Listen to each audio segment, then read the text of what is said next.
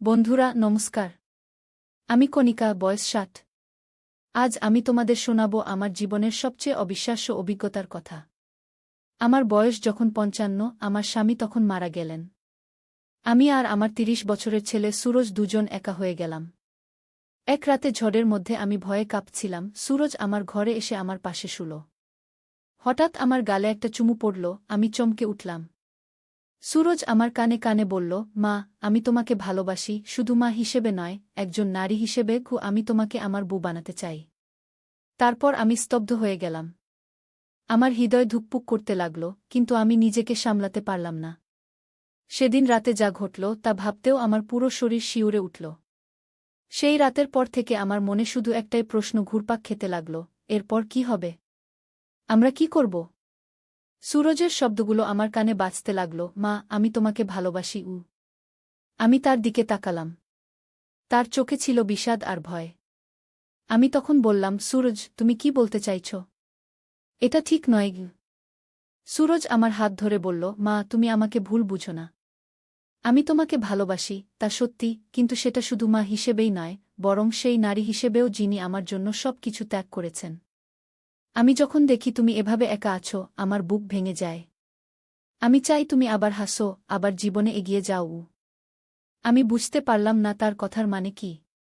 তারপর সে একটা চিঠি বের করল। বলল, বাবার মৃত্যুর আগে তিনি আমাকে একটা রহস্যময় চিঠি দিয়েছিলেন। এতে লেখা আছে যে তার একটা বড় গোপন আছে, যা তুমিও জানো না। আমি অবাক হয়ে তার দিকে তাকালাম। সুরজ আবার বলল, বাবা লিখেছেন তার বাবার একটা বাড়ি আছে উত্তরবঙ্গে, দার্জিলিংয়ের পাশে। কেউ জানে না এটার কথা। এই বাড়িতে নাকি অনেক মূল্যবান জিনিস আছে। কিন্তু এই বাড়ি খুঁজে বের করতে হলে আমাদের দুজনকে একসাথে যেতে হবে। আমাদের ভান করতে হবে যে আমরা স্বামী স্ত্রী, নইলে সেখানে ঢুকতে দেবে না। আমি তখনও বিশ্বাস করতে পারছিলাম না। আমার স্বামী কিভাবে এতদিন এমন একটা গোপন রাখলেন? সুরজ বলল, মা, আমি জানি এটা অদ্ভুত শোনাচ্ছে, কিন্তু আমাদের যেতে হবে। বাবা লিখেছেন যে সেই বাড়িতে তার বাবার একটা বড় সম্পত্তি লুকানো আছে, যা আমাদের ভবিষ্যৎ পরিবর্তন করে দিতে পারে। কিন্তু সময় কম, আমাদের আগামীকাল রাতের মধ্যেই রওনা দিতে হবে। আমি বুঝলাম সুরজ কখনোই অনুপযুক্ত কিছু বলতে চায়নি, বরং সে আমাকে সাহায্য করতে চেয়েছিল। আমি স্বস্তি পেলাম। পরদিন আমরা দুজন দার্জিলিং এর দিকে রওনা দিলাম। আমাদের একটাই উদ্দেশ্য, সেই রহস্যময় বাড়ি খুঁজে বের করা এবং আমার স্বামীর গোপন সম্পত্তি পাওয়া। আমার মনে প্রশ্ন ছিল, কেন তিনি আমাকে কখনো এই বিষয়ে বলেননি? ট্রেনে যাওয়ার সময় সুরজ আমাকে বলল, মা, বাবার চিঠিতে আরও বলা আছে যে আমাদের সেখানে পৌঁছানোর পর আমাদের একটা নতুন নাম ব্যবহার করতে হবে। আমি হব বিকাশ আর তুমি হবে সুমিতা। স্থানীয় লোকেরা খুব সন্দেহপ্রবণ, তাই আমাদের স্বামী স্ত্রী সাজতে হবে। আমি মাথা নাড়লাম, ঠিক আছে। কিন্তু আমাদের খুব সাবধানে থাকতে হবে। কেউ যেন বুঝতে না পারে আমরা কে। দার্জিলিং স্টেশনে পৌঁছে আমরা একটা ছোট হোটেলে উঠলাম। সুরজের কাছে ছিল একটা পুরানো মানচিত্র, যেটা তার বাবা চিঠির সাথে দিয়েছিলেন। সেই মানচিত্র অনুসরণ করে আমরা শহর থেকে দূরে পাহাড়ের ঢাল বেয়ে উপরে উঠতে লাগলাম। পথে যেতে যেতে আমরা একটা পুরানো ডাকবাংলোতে থামলাম। এখানে একজন বয়স্ক চৌকিদার ছিলেন। তিনি আমাদেরকে দেখে খুব অবাক হলেন। আপনারা এখানে কি করছেন? চৌকিদার জিজ্ঞেস করলেন। সুরজ উত্তর দিল, আমরা বিকাশ আর সুমিতা। আমরা এখানে ভ্রমণে এসেছি। চৌকিদার সন্দিগ্ধভাবে আমাদের দিকে তাকালেন, এটা সাধারণ পর্যটন এলাকা নয়। আপনারা কি সত্যি ভ্রমণে এসেছেন? সুরজ তার পকেট থেকে একটা পুরানো ঘড়ি বের করল, আসলে আমরা এটার মালিক খুঁজছি। আমার বাবার কাছ থেকে পেয়েছি। চৌকিদার ঘড়িটা দেখে চমকে উঠলেন, এটা? এই ঘড়ি? এটা তো রায় পরিবারের সম্পত্তি। আপনি কি মিস্টার রায়ের পুত্র? সুরজ মাথা নাড়ল, হ্যাঁ, আমি বিনো রায়ের ছেলে। চৌকিদার আমাদের দিকে তাকিয়ে বললেন, আসুন, আপনাদের সাথে আমার কিছু কথা আছে। তিনি আমাদের একটা পুরানো কক্ষে নিয়ে গেলেন। সেখানে তিনি একটা ছবি দেখালেন। আমি চমকে উঠলাম।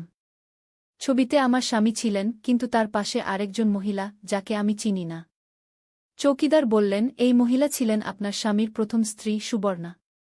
তিনি মারা গেছেন প্রায় ৩৫ বছর আগে, আপনাদের বিয়ের আগে। আমি স্তব্ধ হয়ে গেলাম। আমার স্বামী কখনো আমাকে বলেননি যে তিনি আগে বিবাহিত ছিলেন। চৌকিদার আবার বললেন, সুবর্ণা ছিলেন এই অঞ্চলের বড় জমিদারের মেয়ে। তার পিতার বিশাল সম্পত্তি ছিল। কিন্তু তার একটি শর্ত ছিল, যদি সুবর্ণার সন্তান না হয় তাহলে সমস্ত সম্পত্তি ফিরে যাবে জমিদার পরিবারের কাছে। দুর্ভাগ্যবশত সুবর্ণা মারা গেলেন কোনো সন্তান না রেখে। আমি সুরজের দিকে তাকালাম, সে বিষণ্ণ মুখে শুনছিল। চৌকিদার চালিয়ে গেলেন, মিস্টার রায় তারপর কলকাতা চলে গেলেন। আমি শুনেছি তিনি আবার বিয়ে করেছিলেন, কিন্তু আর কখনো এখানে ফিরে আসেননি। গিয়ে সুরজ জিজ্ঞেস করল, কিন্তু বাবা আমাকে একটা চিঠি দিয়েছিলেন। এখানে বলা আছে যে এখানে একটা গোপন সম্পত্তি আছে। চৌকিদার মাথা নাড়লেন, হ্যাঁ, জমিদার বাড়িতে একটা গোপন তহবিল আছে। কিন্তু সেটা পাওয়ার জন্য রায় পরিবারের রক্তের কাউকে দরকার। মিস্টার রায় জানতেন এটা, তাই তিনি কখনো ফিরে আসেননি।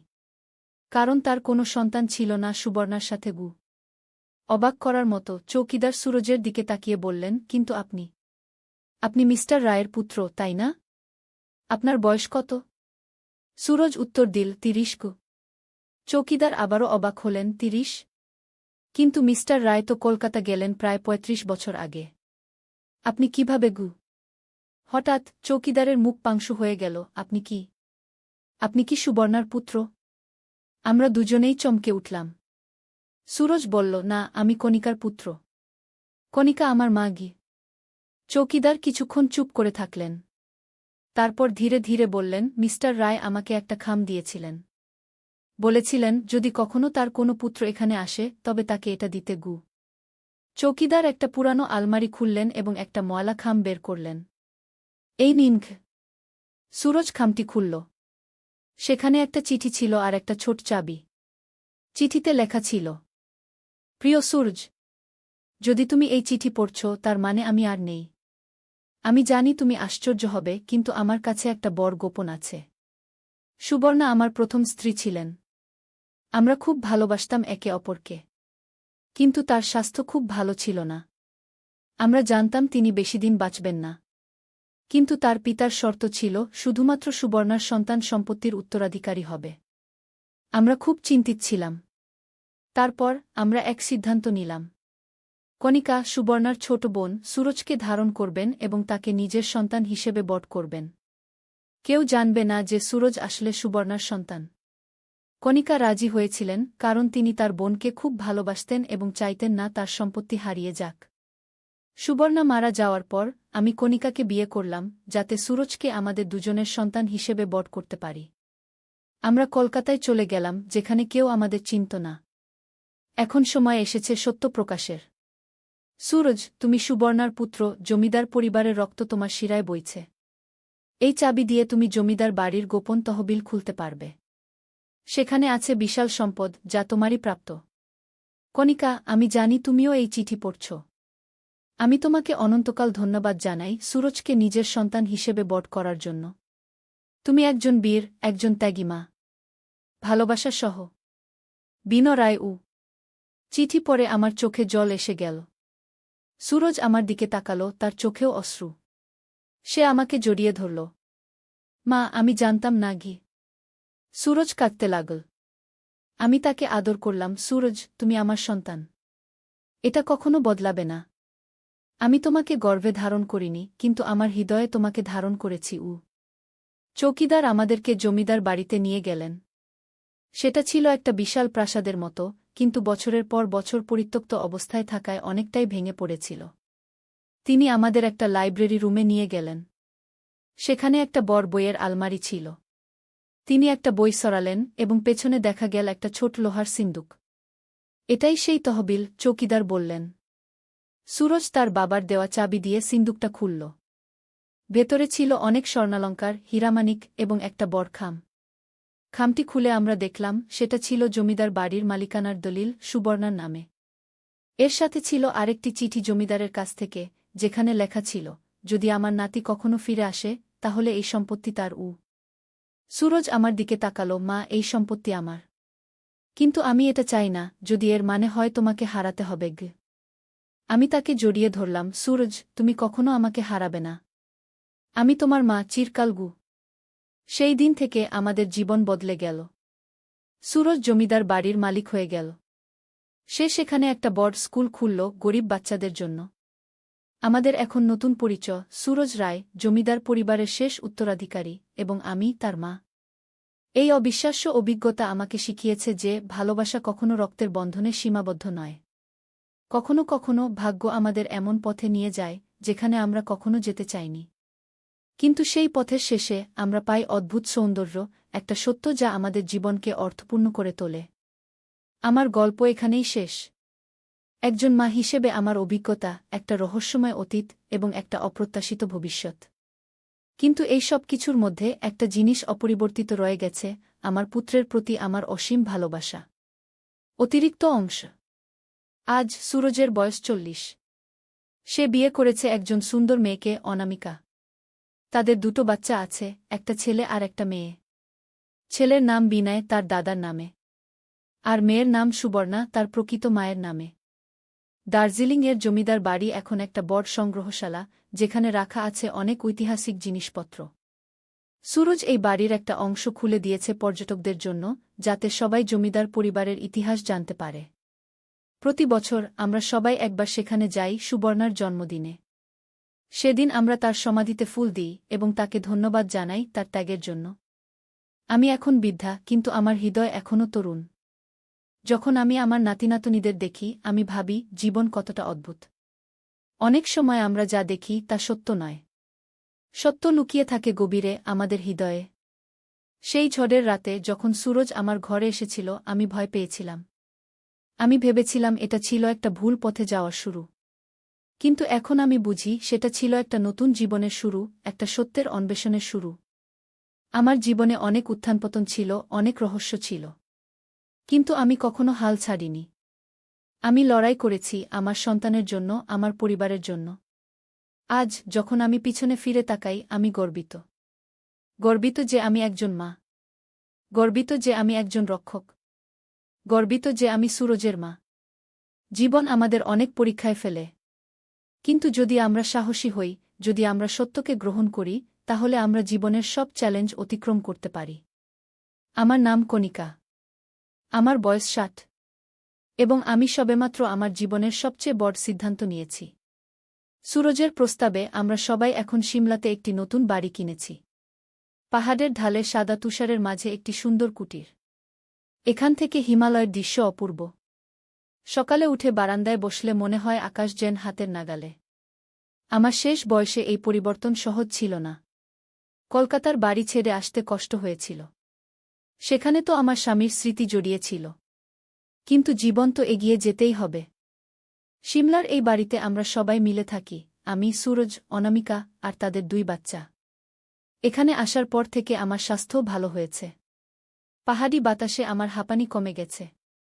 সুরজ এখানে একটি ছোট ব্যবসা শুরু করেছে, পাহাড়ি ফল দিয়ে জ্যাম তৈরি করার।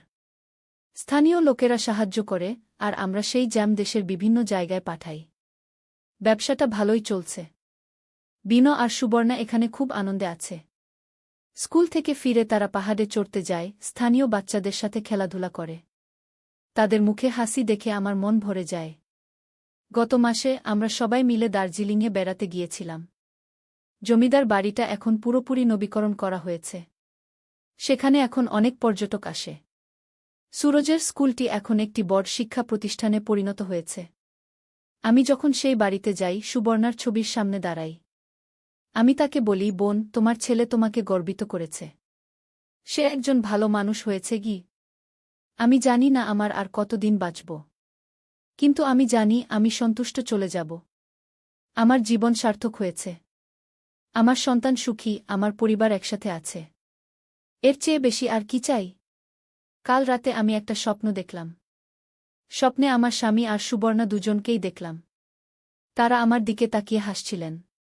আমি জানি তারা খুশি যে আমি তাদের বিশ্বাস রক্ষা করেছি। জীবন অদ্ভুত। আমরা কখনো জানি না কোনো মোড়ে কি অপেক্ষা করছে। আমি যদি সেদিন সুরজের পাশে শুতে না দিতাম, যদি তার কথা শুনে ভুল বুঝতাম, তাহলে হয়তো আমরা কখনো সত্য জানতে পারতাম না। আজ রাতে আমি আমার ডায়েরিতে শেষ পাতা লিখছি। আমি লিখছি আমার জীবনের গল্প, যাতে আমার নাতিনাতনীরা একদিন জানতে পারে তাদের পরিবারের ইতিহাস। যাতে তারা জানে ভালোবাসা কখনো রক্তের বন্ধনে আবদ্ধ থাকে না। সিমলার এই ছোট বাড়িতে, হিমালয়ের কোলে আমি শান্তি পেয়েছি। জীবনের আশীর্বাদে আমি ধন্য। আমার নাম কণিকা, আমার বয়স 60, আর এটাই আমার গল্প।